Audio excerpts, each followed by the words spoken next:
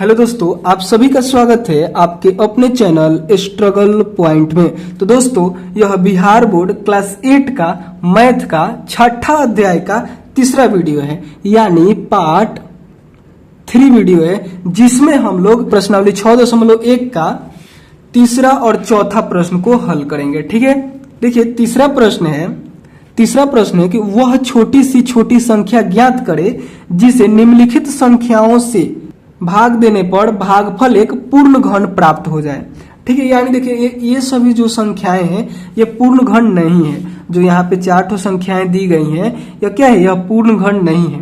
आपको एक ऐसी छोटी से छोटी संख्या बताना है जिसको इस 256 में, 3125 में, 1408 में, 192 में भाग देने पर वह क्या हो जाए? पूर्ण घन बन जाए। जो भागफल आए, भाग देने पर जो भागफल आए वह पूर्ण घन बन जाए। ठीक है, तो चलिए इसको हम लोग कैसे ज्ञात करेंगे। तो सबसे पहले क्या करेंगे कि इन सभी संख्याओं का अभाज्य गुणनखंड करेंगे। ठीक है, और अभाज्य गुणनखंड करने के बाद उसके गुणनखंडों में 3-3 के समूह बनाएंगे और 3-3 के समूह जिसका नहीं होगा उसको हम लोग क्या करेंगे? उसी संख्या से भाग देंगे। चलिए एक प्रश्न को हल करेंगे तो आपको समझ में आ जाएगा। देखिए यहाँ पे पहला है, तीसरा का पहला है। सबसे पहले आप लोग को इस प्रश्न को लिख लेना है, तीसरे नंबर प्रश्न को लिखना है। उसके बाद पहला नंबर लिखना है 256। ठीक है, और उसके बाद उसके नीचे लिखना है कि 256 का, यहाँ पे हल लिखने के बाद लिखना है कि 256 का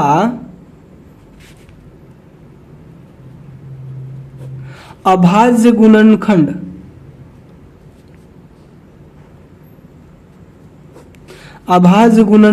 करने पर,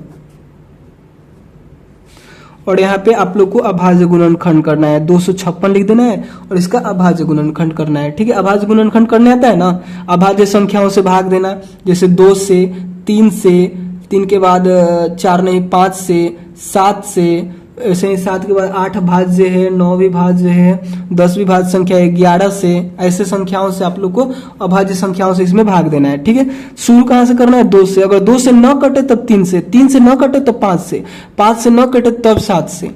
ठीक है, तो 2 से कट रहा है तो 2 से पहले इसमें हम लोग भाग देंगे तो 128 आएगा।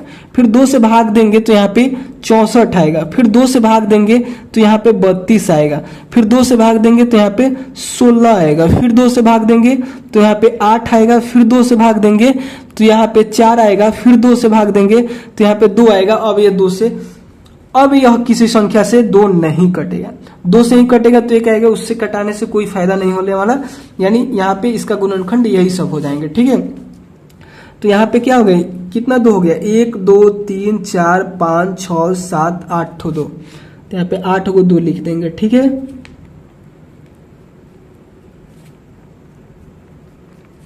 अब देखिए 3-3 का समूह बनाएंगे।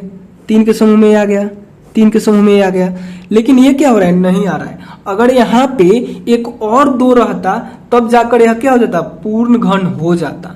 लेकिन प्रश्न में ही बोल दिया है कि अब पूर्ण घन नहीं आपको बनाना है। क्या करके? भाग देकर। तो देखिए इसमें अगर इसके ठीक पीछे वाला प्रश्न जब हम लोग हल किए थे दूसरा नंबर, तो उसमें कहा था कि गुणा करके बनाइए। ठीक है, किसी न किसी छोटी संख्या से गुणा करिए और जो गुणनफल आए वो क्या हो जाए? पूर्ण घन हो जाए। तो हम लोग ने क्या किया कि देख रहे थे वहां पे कि 3-3 के समूह बना रहे थे और देख रहे थे कि कौन 3 के समूह नहीं किस संख्या का 3 का समूह नहीं बन रहा है। जैसे यह नहीं बन रहा था तो इसमें क्या कमी है? इसमें 1-2 कमी है। तो हम लोग क्या कर रहे थे? 1-2 से गुना कर दे रहे थे। ठीक, उसके बाद सभी 3 के समूह में आ जा रहा था। लेकिन इसमें हम लोग क्या करेंगे? देखिए 3 के समूह में आ जा रहा है, ये भी 3 के समूह में आ जा रहा है, लेकिन ये नहीं आ रहा है। तो हम लोग को तो गुना नहीं करना है। ठीक है, हम लोग को गुना नहीं करना है। प्रश्न में बोला है कि भाग देकर आप बनाइए। तो हम लोग क्या कर सकते हैं कि इस 2 को हम लोग उड़ा सकते हैं। ठीक है, यानी इस 2 को हम लोग को हटा देना है। हटाने के लिए हम लोग भाग देंगे। किस संख्या से भाग देंगे? तो इसी संख्या से भाग देंगे। जैसे यहाँ पे उदाहरण से आपको हम समझा दें, जैसे यहाँ पे लिखा है कि 2 गुने 2 गुने 2, फिर दिया है 2 गुने 2 गुने 2, फिर यहाँ पे है 2 गुने 2। तो हम लोग क्या करेंगे? देखिए 3 के समूह में आ जा रहा है, ये भी 3 के समूह में आ जा रहा है। हम लोग क्या करेंगे कि इसमें 2 को 2 से भाग दे देंगे, यानी इस 2 से ये 2 कट जाएगा और इस 2 से ये 2 कट जाएगा। उसके बाद बचेगा क्या? ये बचेगा और ये बचेगा, यानी यहाँ पे बचेगा 2 गुने 2 गुने 2, फिर 2 गुने 2 गुने 2, ये सब बचा और बाटा में कुछ नहीं, ठीक है, यानी यहाँ पे हो गया, यह 3 3 के समूह में आ गया, यानी यह हो गया पूर्ण घन संख्या। समझ में आया आपको कुछ? तो इसके हल में यहां पे लिख दीजिएगा कि अतः जो संख्या हम लोग को चाहिए था, ठीक है, कि किससे हम भाग दें, तो वह संख्या हो गया, यानी अभिष्ट संख्या हो गया, जिसकी हम लोग को इच्छा थी कि कोई संख्या मिल जाए जिससे हम लोग इसमें भाग दें, तो वह संख्या हो गया, क्या हो गया, 2 गो 2, ठीक है। और इन दोनों, इसका आंसर हो गया। या फिर आप लोग चाहे तो इन दोनों को गुना भी कर सकते हैं, तो 2 में 2 से गुना कीजिएगा तो 4 हो जाएगा, ठीक है। यानी जब 256 में आप 4 से भाग दीजिएगा, जब 256 में 4 से भाग दीजिएगा ना, तो जो भागफल आएगा, जो भागफल आएगा वह क्या होगा, पूर्ण घन संख्या होगा, ठीक है। क्या होगा, पूर्ण घन संख्या होगा। जब 4 से इसमें भाग दीजिएगा तो 64 आएगा। 64 क्या है, एक पूर्ण घन संख्या है। यही प्रश्न में कह रहा था कि बताइए कि इन सभी प्रश्नों में हम, इन सभी संख्याओं में हम लोग किस संख्या से भाग दें। तो इसमें आप लोग 4 से दीजिएगा तो क्या हो जाएगा, यह एक पूर्ण घन संख्या बन जाएगा। जो भागफल आएगा वो पूर्ण घन संख्या हो जाएगा, ठीक है। उसके आगे देखिए, फिर दूसरे को हल करते हैं। दूसरा में क्या, किस संख्या से भाग देना है आपको, इसका पता चलेगा अगर दूसरा को हल कीजिएगा तो, ठीक है। एक ही संख्या नहीं होगा, इसका आंसर अलग हो सकता है, इसका आंसर अलग हो सकता है, इसका आंसर अलग हो सकता है, ठीक है। इसका आंसर क्या हो जाएगा, 4 हो जाएगा, ठीक है। उसके बाद देखिए दूसरा है 3125। फिर से आप लोग को लिखना है, हल में लिखना है कि 3125 का अभाज्य गुणनखंड करने पर, ठीक है। 3150 का अभाज्य गुणनखंड करने पर यहाँ पे हम लोग करेंगे 3125 का अभाज्य गुणनखंड। ये 2 से नहीं कटेगा, ठीक है। तो ये कितना से कटेगा, एक ही बार 5 से कटेगा, 3 से भी नहीं कटेगा। तो 5 से कटेगा तो यहाँ पे आएगा 625। फिर ये 5 ही से कटेगा तो यहाँ पे आएगा 125। फिर 5 से कटेगा तो यहाँ पे आएगा केवल 25। फिर 5 से कटेगा तो आएगा 5। अब एक कटेगा नहीं किसी संख्या से, तो यहाँ पे लिखेंगे इसके सभी गुणनखंड को। अब 3 3 के समूह इस गुणनखंड, इसके गुणनखंड में 3 3 का समूह लगाएंगे। देखिए 3 के समूह में आ गया, ये 3 के समूह में नहीं आ रहा है। यहाँ पे हम लोग 5 से अगर गुणा करते हैं तब भी क्या हो जाएगा, पूर्ण घन बन जाएगा। लेकिन गुणा नहीं करना, हमको भाग देना है। फिर से इसी नियम पे आइए, जैसे हम लोगों ने क्या किया, यहाँ पे 2 ज्यादा हो रहा था तो उसी से हम लोग भाग दे दिए। तो ये 2 से ये 2 कट गया, उसके बाद बचा क्या, केवल यही बचा, ठीक है। और बाटा में 1 बचता है, उसका कोई वैल्यू नहीं रहता है, ठीक है। ये बहुत पहले हम आप लोग को बताए होंगे, जैसे 5 के बटा में 1 है तो इसका कोई वैल्यू नहीं है, आप केवल 5 भी लिख सकते हैं, ठीक है। यानी केवल ये बचा, और ये सभी संख्याएं क्या हो जा रही है, 2 2 के समूह, 3 3 के समूह में आ जा रही हैं, ठीक है। एक बार और आपको हम समझा दें, थोड़ा यहाँ पे ध्यान दीजिए। एक सेकंड, एक रफ पेज ले लें।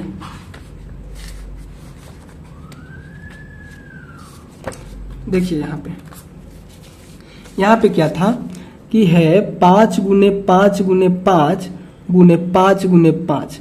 तो देखिए ये तो 3 के समूह में आ जा रहा है, लेकिन ये नहीं आ रहा है। तो हम लोग क्या करेंगे, इसमें इसी संख्या से भाग दे देंगे 5 गुने 5 से, ठीक है। तो क्या हो जाएगा कि इस संख्या से ये कट जाएगा, इस 5 से ये 5 कट जाएगा, इस 5 से ये 5 कट जाएगा। तो बचेगा क्या, यहाँ पे बचेगा 5 गुने 5 गुने 5, जो कि 3 के समूह में आ जा रहा है। उसके बाद यहाँ पे कुछ नहीं बच रहा है। अगर यहाँ पे कुछ बचेगा तब ना, यहाँ जाके पूर्ण घन संख्या नहीं कहलाएगा। यानी इसके आंसर में आप लोग लिखिएगा कि अतः वह संख्या क्या है,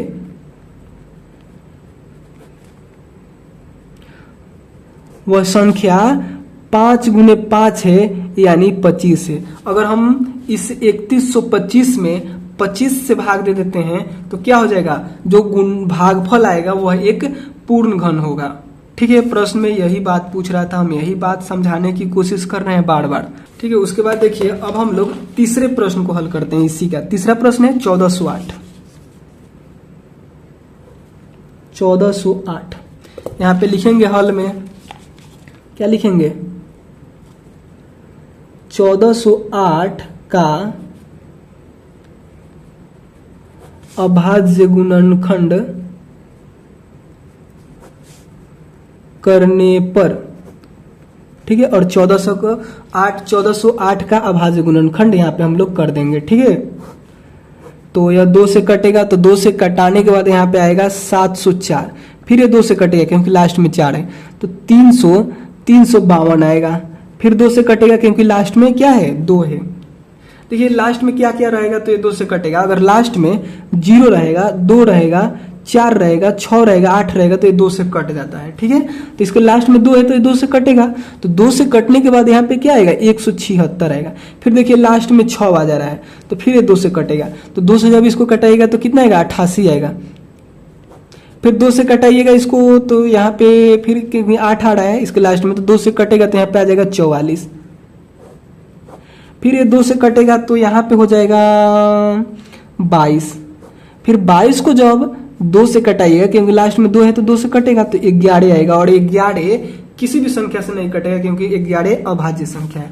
तो यहाँ पे लिख दीजिएगा क्या क्या गुणनखंड इसके है, तो 2 गुने 2 कितना बार 2 है, 1 2 3 4 5 6 7 बेर।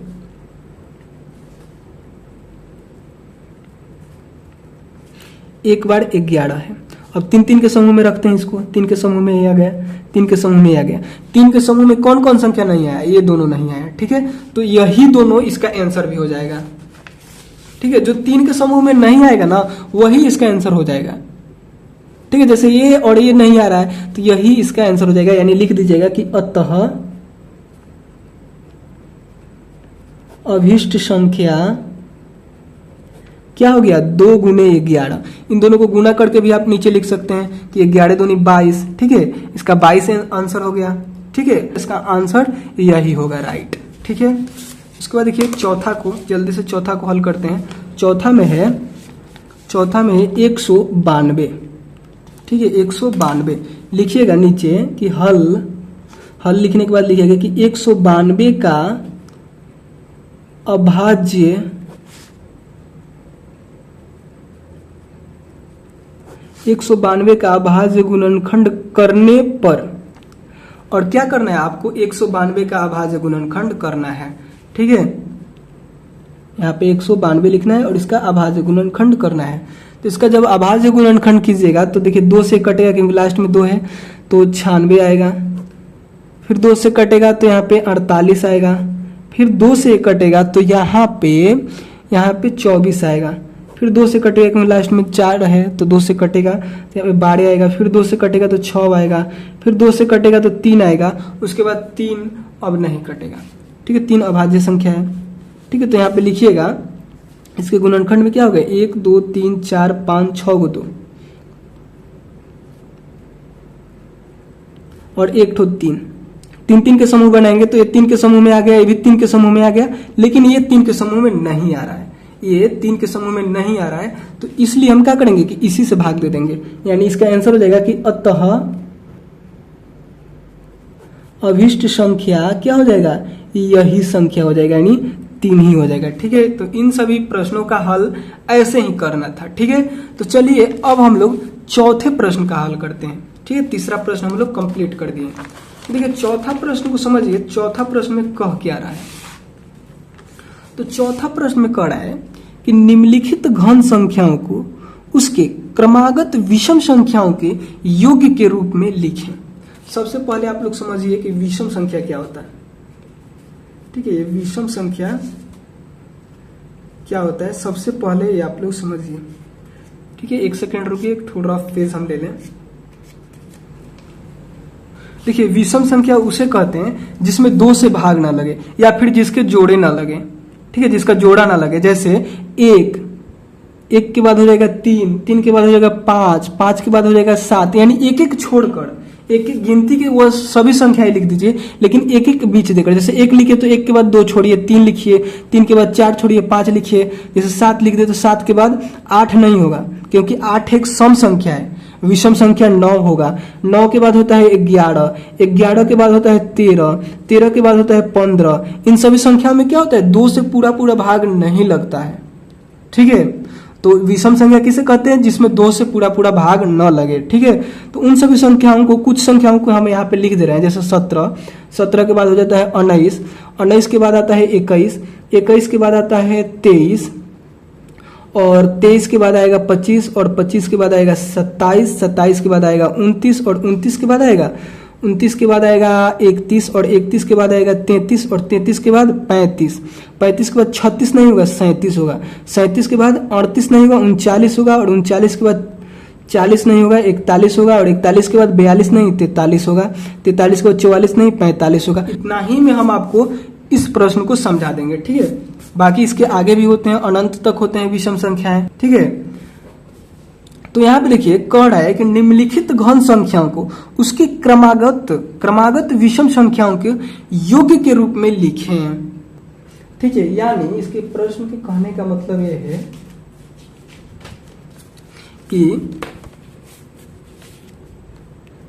कि 2 का क्यूब होता है। 2 का क्यूब कितना होता है आपको बताए थे हम आपको बताए थे कि 2 का क्यूब कितना होता है। अरे 2 का क्यूब कितना होता है, तो 2 में 3 से हम लोग गुना करते हैं, ऐसे ही ना। तो 2 में जब 3 बार 2 से गुना करते हैं, 2 का क्यूब निकालने के लिए हम लोग 2 से 2 में ही 3 बार गुना करते हैं, तो कितना होता है यहाँ पे 8, यानी 2 का क्यूब कितना हो गया, 2 का क्यूब बराबर हो गया 8।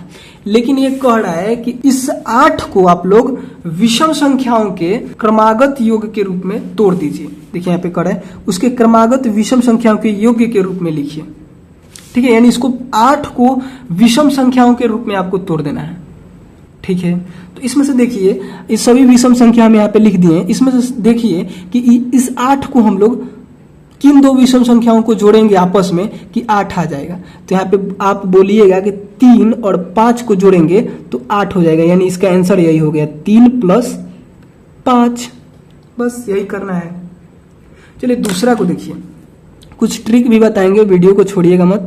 देखिए दूसरा है 4 का क्यूब। 4 का क्यूब कितना होता है आपको पता है? कम से कम 1 से लेकर 20 तक के क्यूब आप लोग याद रखिएगा, ठीक है। 4 का क्यूब हो जाता है 64, ठीक है।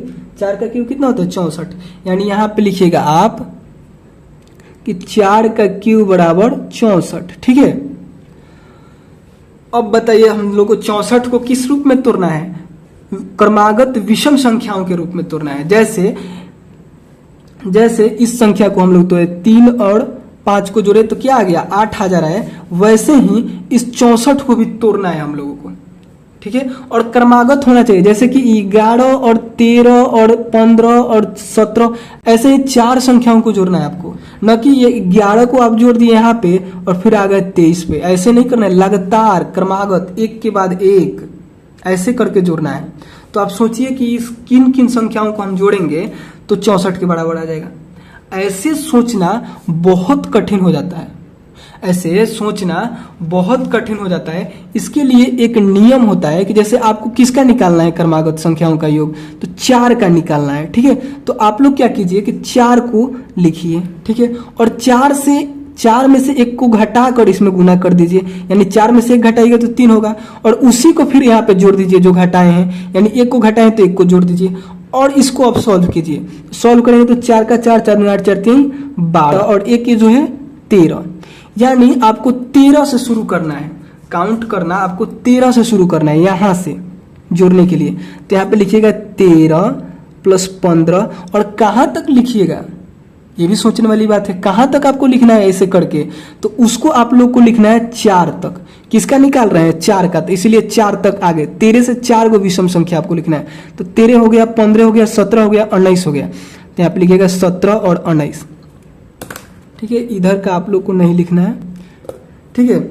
यानी इन चारों संख्याओं को जब आपस में जोड़िएगा ना तो 64 के बराबर होगा। और ये क्या है, यह क्रमागत विषम संख्या है, यानी 13 से शुरू करते हैं तो 13 के बाद 15 आता है, 15 के बाद 17 आता है, 17 के बाद 19 आता है, ठीक है। न कि 13 के बाद आप 29 लिख दीजिए फिर 31 लिख दीजिए, तो ये क्रमागत नहीं होगा, ठीक है। और यह नियम इस पे भी लागू होता है, लेकिन ये क्या था, ये तो आसान था, इसलिए हम लोग पुट दे से जोड़ दिए कि 5 3 8 होता है। लेकिन बड़ी बड़ी संख्याएं आएगी तो वहां पे कंफ्यूजन हो जाता है कि हम कहां से शुरू करें कहां अंत करें। अब बताइए, देखिए यहाँ पे होता है 8 का क्यूब, पता है आपको कितना होता है 512। अब बताइए 512 को आप कब तक इसमें ढूंढते रहते हैं, किसको किसको जोड़े कि 512 हो जाए, ठीक है। तो वहां पे यह ट्रिक आपको काम आएगा, ठीक है। चलिए उसके बाद देखिए हम क्या बोलते हैं कि यह भी उसी नियम पे आता है। जैसे यहाँ पे इसको भी हम सॉल्व करके दिखा दें आपको, थोड़ा सा रफ पेज एक ठो लेने दीजिए। देखिए इसको हम सॉल्व करके आपको यहाँ पे दिखा रहे हैं। तो देखिए इसमें हम लोग को किसका क्रमागत विषम संख्याओं का योग निकालना था, 2 का, तो 2 को लिख दिए। 2 से हम 1 कम करके गुना करेंगे, यानी 2 में से 1 को घटाएंगे तो 1 हो जाएगा, और फिर इसी को इसमें हम लोग जोड़ देंगे। देखिए 2 के लिए क्रमागत विषम संख्याओं का योग निकालना है, ठीक है। तो 2 के लिए निकालना है तो सबसे पहले 2 लिखेंगे और 2 में से 1 घटाएंगे। तो 2 में से जब 1 को घटाइएगा तो क्या आएगा, 1 आएगा। तो 1 ही यहाँ पे लिख देना है गुना करने की जगह पे, और फिर 1 को इसमें जोड़ना है और इसको सॉल्व करना है। तो सॉल्व करेंगे तो देखिए 2 में 1 से गुना कीजिएगा तो 2 और 1 3 हो जाएगा। यानी आपको शुरू करना है 3 से, आपको योग करने के लिए शुरू करना है 3 से।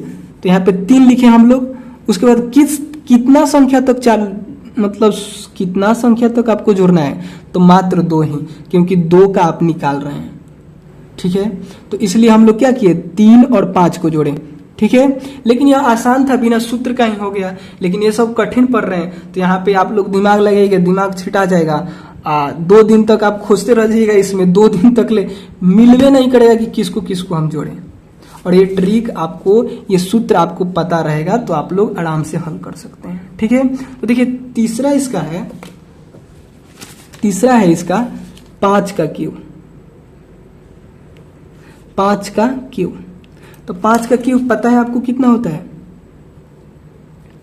5 का क्यूब होता है 125। अब आप लोगों को 125 को देखिए कह रहा है निम्नलिखित घन संख्याओं को उसके क्रमागत विषम संख्याओं को एक योग के रूप में तोड़िए। यानी 125 को आप लोगों को अब क्रमागत विषम संख्याओं के योग के रूप में तोड़ना है। तो इसमें से खोजते रह जाइएगा।